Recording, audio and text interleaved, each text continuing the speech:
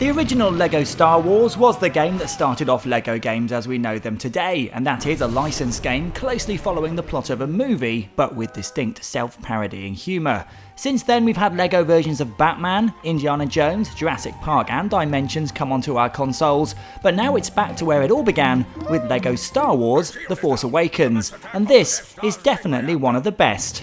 What's slightly odd is that the first level you actually play is actually the last scene from Return of the Jedi. Still, it gets you into the swing of things with what is now a very known story and some truly funny scenes based around Luke and his daddy problems.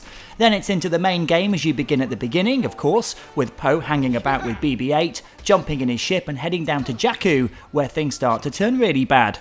What's good about this game is that it delivers the usual bashing the crap out of everything and collecting studs, hot swapping of characters with different abilities and simple combat with some brand new ideas which mix up the gameplay.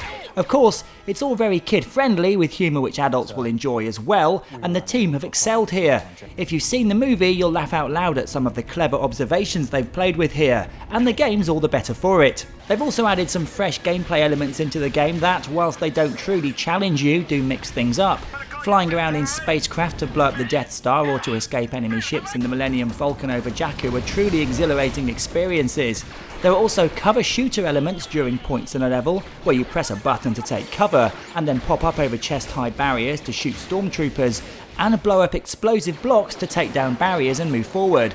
It's no Gears of War, but it is still great fun. When building, there's also another new tweak, which is the ability to rebuild. Go to a spot with bouncing bricks and you see ghosts of where you can build them. For instance, you can build a bridge, then once you've used that you can knock it down and rebuild the bricks elsewhere to form a turret. Yet another addition that's clever and very on theme with the LEGO brand.